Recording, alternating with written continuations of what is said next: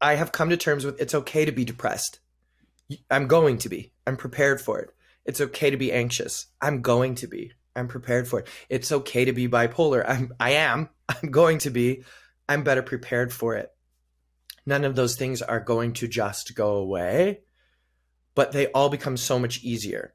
X.ARI here, and today we have Jay Long. I'm so excited. You're my friend. We're collaborators. We are music buddies. I'm very blessed to know you. You were raised in a very observant Christian church. How has your religious upbringing influenced your identity as a queer adult? Yes. So my religious upbringing has influenced my identity as a queer adult quite drastically. My father is a theologian, a published theologian and professor of literature and scripture. My sister is a pastor. I grew up in the church every single Sunday. We'd have sleepovers as kids on Saturday, and I'd be so mad because my parents would pick me up super early from the sleepover to go to church. Still bitter. But I grew up learning to love music as community through the church. It was the one thing that I loved about, the production of church. And I was in front of the church at a young age, playing violin and singing and doing these things. And it kind of allowed me, to hide from the parts of it that I didn't like and find purpose inside of it. And now as an adult that I have since kind of left actively going to the church, I miss it. I miss community of it.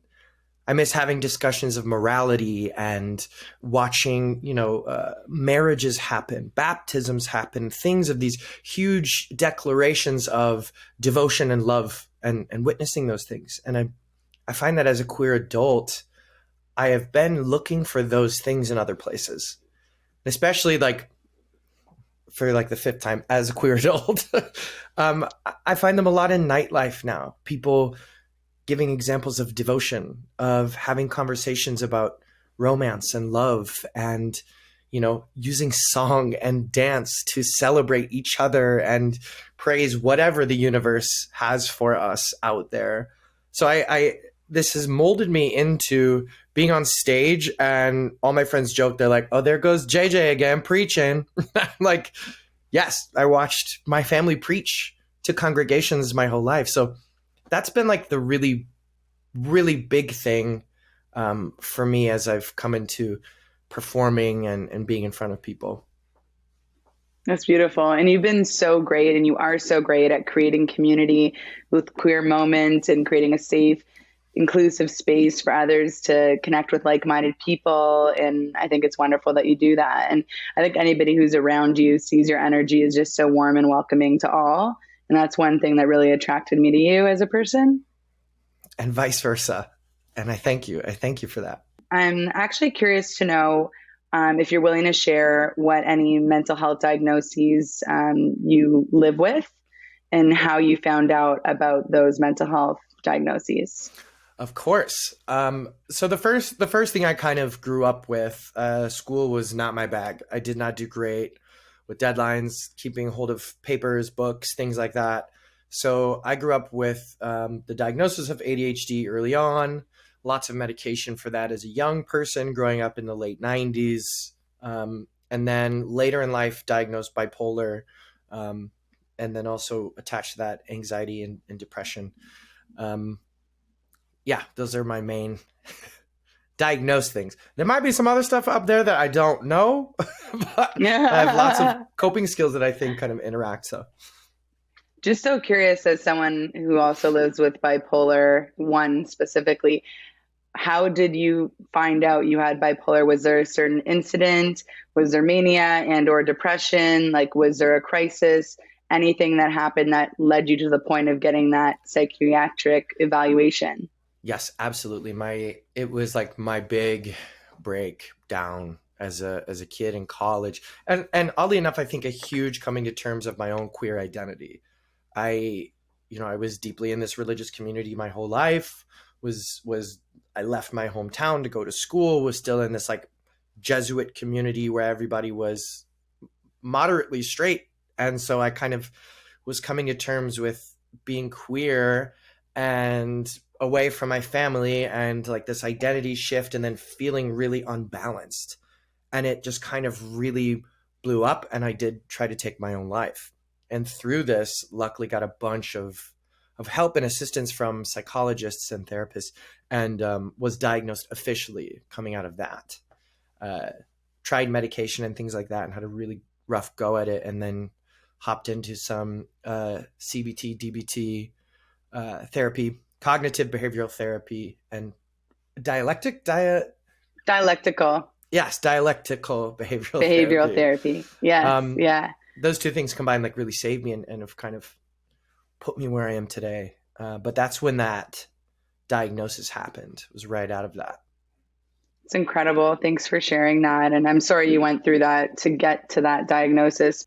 So for people who are trying medication with the help of a doctor, just make sure to be aware of the patience you need for the trial and error process, and just to hang on and know that it might not be the right fit first go, but keep trying and just keep that faith up that you will get to the right combination that you need.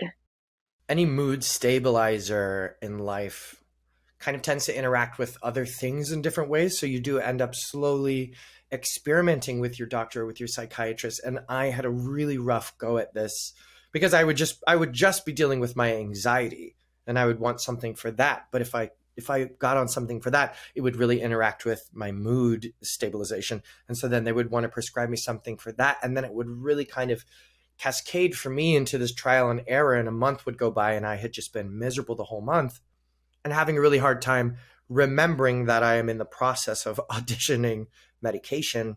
And so I would just be like, oh, I'm so miserable. Why am I so miserable? I hate this.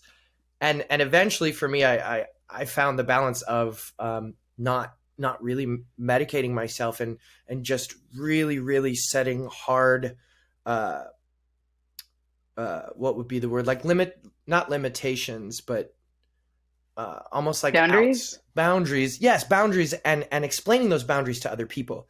And luckily I'm blessed with a support system where my friends know if I disappear for 2 weeks, they're like, oh, she'll be back around. She's just in her depression. And they'll check in and make sure they're like, you good? And I'll be like, yeah. I need to isolate for a moment. And I'm like really, really blessed that they've stuck with me for so long, and I've seen these little bit of cycles, and really know if I'm in a place of crisis, and know if I'm just in a place of kind of inward pause and things like that. And that has been my journey with helping myself in health.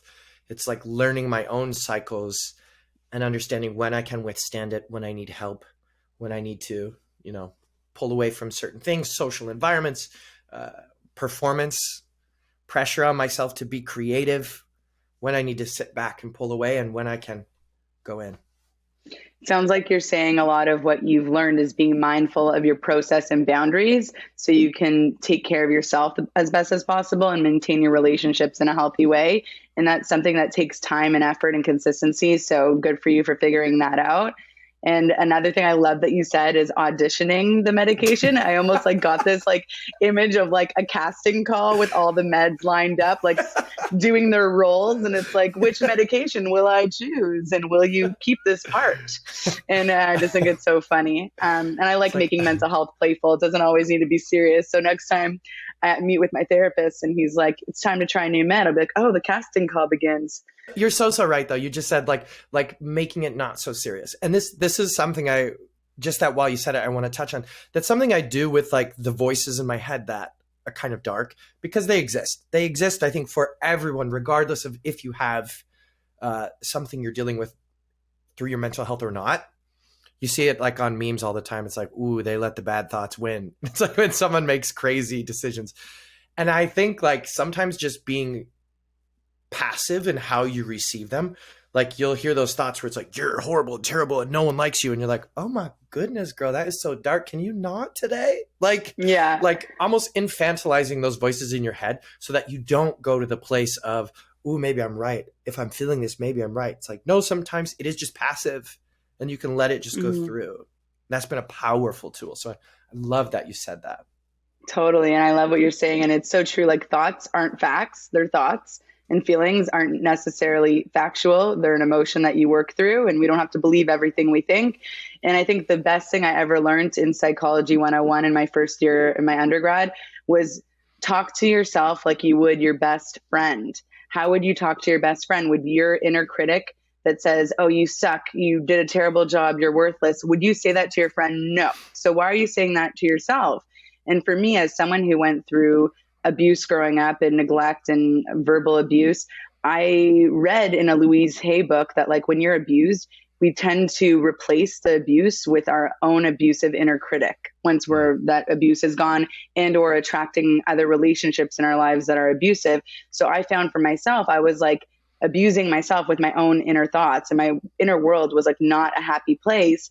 And when I was able to realize that, I was able to intercept and have more awareness and mindfulness and catch those thoughts and being like, okay, but you wouldn't say that out loud to anybody else. So how about I reframe that? And then every time I'm reframing a negative thought into a more self-love, supportive thought, I'm rewiring my brain to choose that direction. And the more we do that, the more likely we will tend to give ourselves those positive affirmations when we need them. Yes. Yeah, all of the yes. On a more serious note, though, you did share about a survived suicide attempt. Mm-hmm. How has the way you looked at life changed since then? Like massively. I don't ever mind talking about this because it is such an important pivotal point in my life, but I have a hard time approaching it because sometimes and I'm very cautious to say this, sometimes I'm almost grateful that it happened. Not the act of it, but the outcome of recovering from it. Having to really finally look in the face what would happen if I left this earth. What would happen to my loved ones, to my family, to the people who I did not even realize looked up to me or respected me in the way that they do. Like coming back to my school environment and having friends be like, oh, where were you? And I would very casually be like, oh, in the mental hospital. And then watching them break down, because I've had the time to process and deal with it and infantilize it and make it kind of silly, but they haven't. And it made me look at my relationships in such a different way. And right afterwards, the relationship with my parents really changed. And I'm grateful to the therapist I was working with, because they kind of said to them in front of me, they're like, listen, all the things you think before this that mattered, and I was abusing drugs and alcohol and trying to self-medicate in whatever way I could. And my parents, my dad is a pastor and all those things, and they didn't have a drink or anything until they were in their late 30s after their kids, so they looked at that and they were like, oh, stop doing that. You're doing horrible, terrible, sinful things. And then post this attempt, all of it changed, and I could talk to them about anything, because we had those tough conversations of what would life be like if you didn't hold on to the little things so much. If you really, really thought that every day is a gift and you might not have tomorrow, would you be more honest? Would you be more truthful? Would you say the things to your parents like, oh, I'm sorry, I did the bad things again, mom and dad? And they were like, okay, well, stop. You're forgiven, and stop. But ever since then, and working through the process of how do I find mental stability? And I think that's even a bigger word for me than mental health, because I don't think that I'm always going to be healthy, but I do want to be stable. And through that process, I also realize it's going to be lifelong. The cyclical things of ups and downs and sadness and happiness and grief and joy and all of those big emotions that cause the stressors in life, they're going to keep coming back. So it was like, all right, here's the moment post this attempt where I need to start loving my life for what it is, not what I want it to be, for what it is. It's a little difficult. It's a little, and as you've shared as well, and thank you for sharing, you struggle with bipolarity, and it's like, man, sometimes that mania feels really good and exciting, and then you turn around and you realize, like, to have really big highs, you've got to have really big lows. And then when you're in the moment up here and you're like, uh-oh, the pendulum is coming back. Going through life and being like, okay, well, how do I prepare for that? What do I need to do? Sit at home, put on my favorite Netflix series, and spend 2 days asleep? Great, let's do that. surround myself with friends and have crazy conversations that completely distract me from my own mindset, great, let's do that. And so now over time, I'm 10 years away from the attempt now, which is exciting. 10 years this year. It's like over that time, all of those things have become so much easier. At first it was impossible, right? Like impossible to change yourself, to change your mindset. It feels impossible. And I think that's what leads people to think, well, maybe I just scrap it all. But it's like, no. Once you start and you see that one tiny bit of change, you're like, oh, I can do this. I'm very powerful. And maybe this is a nice segue too, but in that way, music has taught me to be very patient with long-term change as well. Like learning how to play an instrument, you don't pick it up and go. It takes years and years and years of very meticulous, slow work. And then 20 years down the line, you're like, wait, I can play whatever I want. Mental health relates very similar to me. It's like you practice it so hard so that at the end of times, it feels flawless. It feels so easy, but it's taken you years and years and years of work. Wow, so much to unpack there. Thanks for sharing all of that. Sounds like the experience you went through strengthened your relationship with your family and developed your need for a more refined self-care tool in other relationships. And also, I think a big lesson that you learned is the impermanence of struggle and distress, that nothing lasts forever and that things do get better over time, that the pendulum swings one side and can swing the other. And the higher we go, the lower things can go. So to be mindful of the polarities. And also one really important thing is just like the preciousness of life. Like, how are you living each day? Is this how you want to live it? And realizing we only have one shot of this life, at least that we're aware of, and living really mindfully and intentionally. And I think those are all really valuable lessons. And I'm so proud of you that it's 10 years away from now. And I'm so glad you're here. Thank you. Same. Now that you are many years past your attempt, how has your relationship with mental health changed? My relationship with mental health has changed post my suicide attempt in drastic and in simple ways. I'm starting to approach my wellness under the umbrella that like it is both really hard and really easy, and every day is going to be different. And so it's like, I think at first, like right post my attempt, I had this immediate need to be better. I want to be better. I want to be better. I want to be fixed. I want to be better. And over time, I've realized I don't want to be better. I want to be okay. I want to function. I want to cope. I want to be proud of who I am. And I want to be stable. And that's like my theme today, I guess, is like stability inside mental health, like mental stability. I have come to terms with it's okay to be depressed. I'm going to be. I'm prepared for it. It's okay to be anxious. I'm going to be. I'm prepared for it. It's okay to be bipolar. I'm going to be. I'm better prepared for it. None of those things are going to just go away, but they all become so much easier. And again, not looking at it as something that has to be fixed, but like a challenge to grow and change. And I bring it back to music once again. It's like, imagine if we looked at, for me, learning the violin as like this deep, dark, terrible, horrible thing, right? And it's like, oh God, I have to pick it up again. Oh, I'm going to have to do it. It's going to be the worst. I'm going to make mistakes and I'm going to be so sad and I'm never going to want to play it again. It's like, well, why do we treat mental health like that, but we don't treat other tasks in our life like that, right? And in kind of like packaging all things together in this, like just a task, just a something we have to get through, it's become so much easier. And I've become so much softer on myself and therefore softer on other people. And it's brought like a very large amount of patience into my life. Yeah. I couldn't agree more. There's like, I feel like I need to be taking notes while you're talking because there's so much to say. Like, patience is everything. If mental health requires patience, and making mental health fun is what keeps me going and staying on task with my self-care. If I see taking care of my mental health as an obligation or duty, I'm going to dread it. I'm going to dread doing those things. But if I can make writing my gratitudes fun, by making it a normal conversation I have with friends where I say like, hey, what are you grateful for today?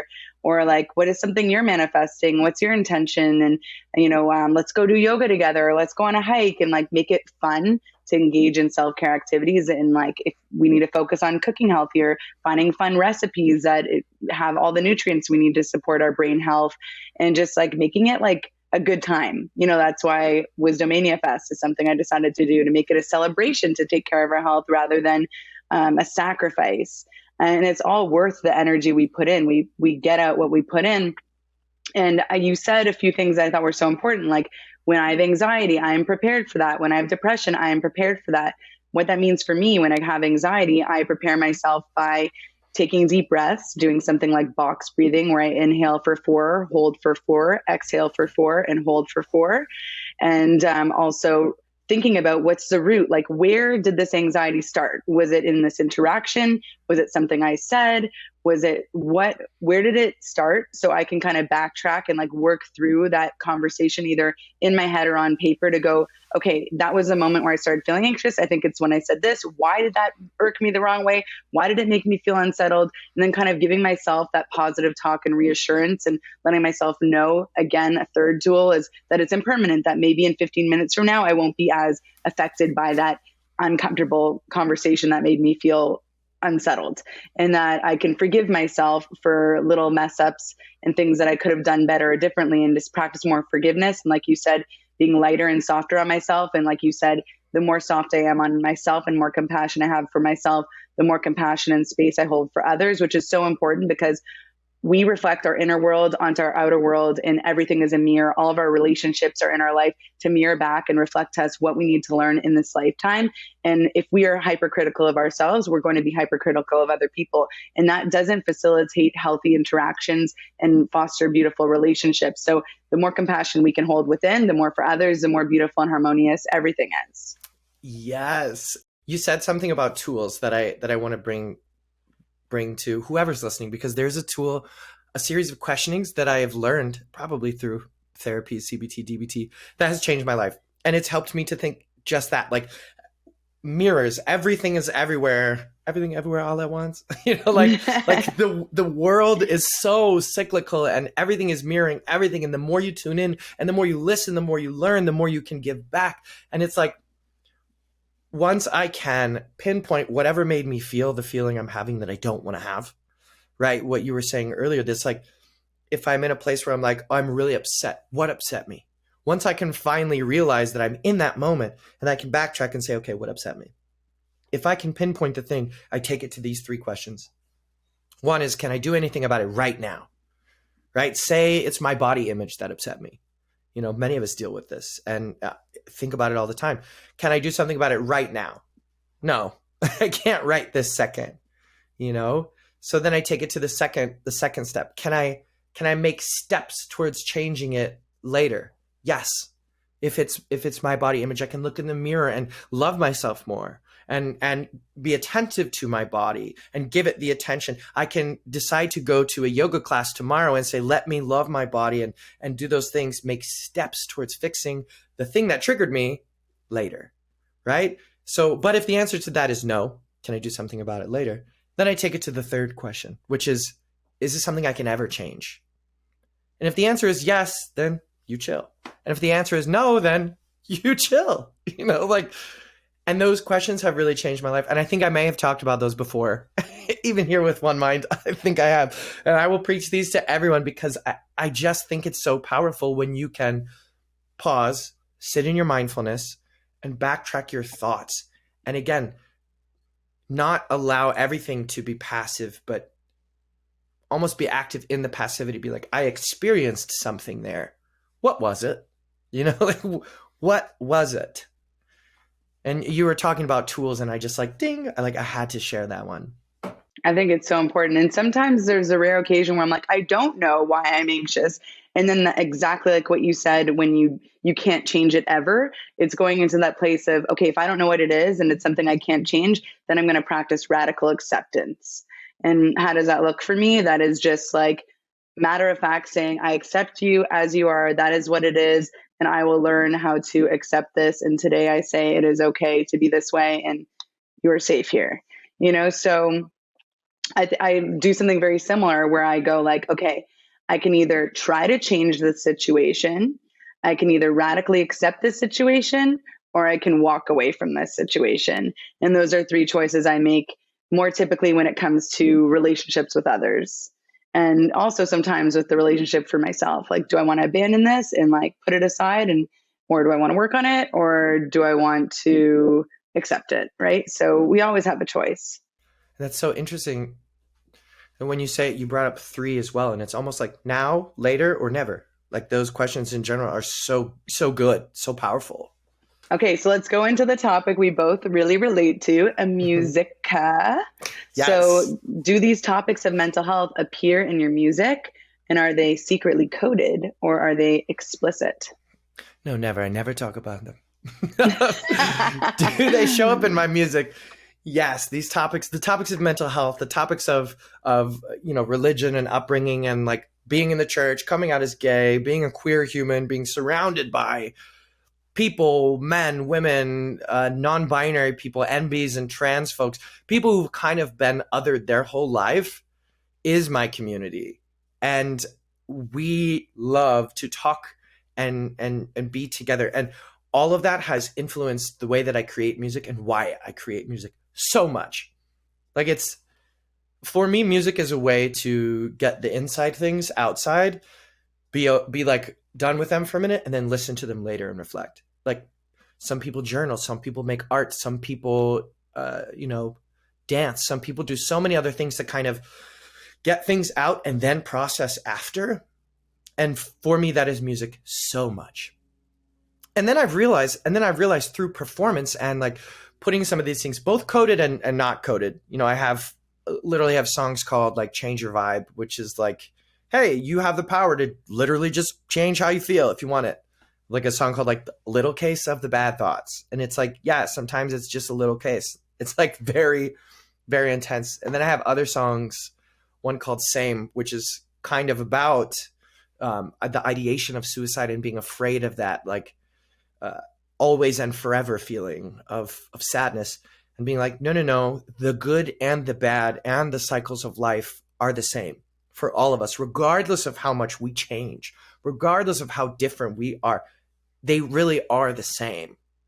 And and I'll end it with this. I have now found in life that performing in front of people, much like preaching to a congregation, much like teaching to a group of children, you have an opportunity to like almost accidentally lead people through cycles of emotion. Like, and I'm sure you experienced this when you perform songs. I know that when you're going through your set list, you're like, all right, well, I don't want to do sad song, right? Like we're hyper aware that what we do influences the people in front of us. So it's like, okay, if we are people who are deeply involved in mental health inside of our music, we can bring some of the tools that we've learned and code them in our music to make people go through a healing process, whether they be completely present in it or passive in it. They're there with us and we're going through it in front of them. Music is deeply healing. And you can take this giant, diverse crowd of people in front of you and walk them through these processes and hide it in beautiful, magical music. This felt the necessary. musical rainbow of emotions.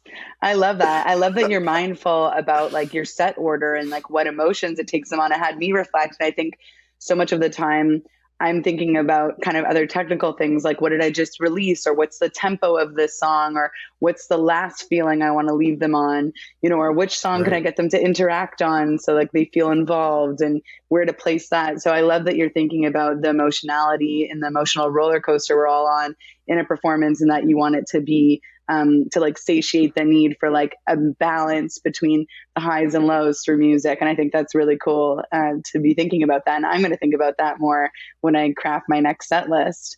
What led you to become an elementary school music teacher? What led me to become an elementary school music teacher is that I hated school. So naturally, I did it for the rest of my life. It's like, it seems so silly, but I have to tell a very short story. My first day of preschool, I went And then my mom woke me up the next day and she was like, Jay, get up. It's time for school. And I looked her straight in the face and I was like, school? I already did that. And I thought it was like a one-time thing and we were done. I struggled so much with the structures and having to be patient and be the same as the people around me and turn in the same things at the same time and do it the same way. And like my brain just didn't work the same way. And I had many, many incredible teachers in my life who picked up on this and helped me through it. And then I had some teachers who really were trying to change me to make it easier and fit and do what I'm supposed to do so I can get the right grade and go to the right place and do the right things. And it angered me. So I always knew music. That was like, I'm very gracious and very blessed in life that like music chose me at an early age. 4 years old, I wanted to play the violin. I did. I haven't stopped. Now I teach it. Like blessed to know that. Not everybody gets that. I'm aware and grateful, but I didn't know what with music, in music. And I knew music and I knew helping people, right? Like these two things I've always wanted to do very deeply. And in my mind, it was like, eventually, as I started going to college and getting older, I was like, all right, I have two options. I can help people by being in front of them and doing music or being in front of them and doing music. One is more self-fulfilling, right? On a stage in my glitz and glamour and being fabulous and dancing and singing and getting accolades and it's self-indulgent in the best way, as well as lots of sacrifice and another word for that. Giving yourself to others. Yes. And the other is a bit less self-indulgent and requires so much more patience. Being in front of people, doing music is teaching. It's kind of direct, right? Performing is indirect. Teaching feels direct. So I reluctantly went to school for teaching music. And then for the past like 10 years of my life, I've been struggling with like, okay, when do I quit doing music so I can do music? Or when do I quit doing music so I can do music? It's like, and only recently I've finally been like, oh my God, no, I am just doing music. Like, I'm like, duh. And so I really got into this because of my experience as a kid, really hating it and feeling as if school had to be this thing in which I appeased all of the people in charge. It was like, I am going to work from the inside, be like a sleeper agent, and like work inside the system and make sure that kids can have an experience with music in which they realize it is anything and everything they can imagine it to be. Whether you be professional, whether you be a hobbyist, whether you just want to listen, there are so many pieces you can add to all of those things. And so I realized, like, if I want to help people, we'll catch them while they're young. That's the place where I think real love for things starts and exists. So teaching kids music at an early age felt like a way to kind of help make sure that what happened to me, right? Not knowing how to deal with my own emotions, feeling like I didn't fit in, feeling other, even though I was loved and supported and cherished, like still feeling all of those things, making sure that kids know there is a huge, massive tool they can use to curve it, and that is music. As a mental health tool or practice, what does music do for you? It really allows me to take the inside things, the things that I am not quite sure what's happening, all the mixed emotions in my life and the big feelings, put them outside of me and then listen to them. And it also like is a timeline over time. Like I listen to music I've made like 8 years ago and I'm like, who is this depressed little girl? I'm like, why is this so sad? And then I was like, what was happening there? And I'm like, oh, duh. I didn't have the tools I have now. So it's really nice to also witness my own growth as a human through my growth as a musician. And I bet you experience a lot of the same stuff. Oh my gosh, it's so funny you say that actually, because my sister said to me the other day, I love how your music's so much happier now. And I just, and I realized, like, when I look back at my 2016 self, all I wanted to write about was dark topics because I was going through a dark time and I hadn't done all of the inner work I needed to do. And I still haven't. It's a constant evolution. I will always be working on myself. But I have more alignment, more joy, and more fulfillment in my life than I did at that time. So now I want to write about more positive things. And the old me would be like, that's cheesy. Why are you writing about that cheese sauce? And I'm like, well, now that's what I want to eat. So I'm happy. yeah, and I'm happy and I want to sing about being happy. But I think it's so true. It's like the chronicles of our own soundtrack, listening to our songs that we wrote years ago until now, and seeing like the progression of our lives and where it took us, the dips and twists and turns, and hopefully positive growth. At least for me, it has been. The more we can carry the lessons we've learned from one into the other, and not have hatred for these things, right? Like, I hated school, but I don't discount it. Religion made me feel icky over time, but I still love what it did for me. It's still a part of my life. And my own experience with mental health really tried me. Very difficult, really, really painfully tried me, but it's allowed me to realize, oh, other people, you're in crisis. Let me give you love. Let me be patient. It's important to know. But this was also great. Jay, before we close it off, is there anything else you feel like you didn't cover that you want to leave the audience with? Be kind to yourself and your friends. Communicate well.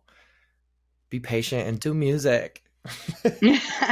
Be creative. Yes. Yes. Be creative in whatever way you can. Be creative. That's about it.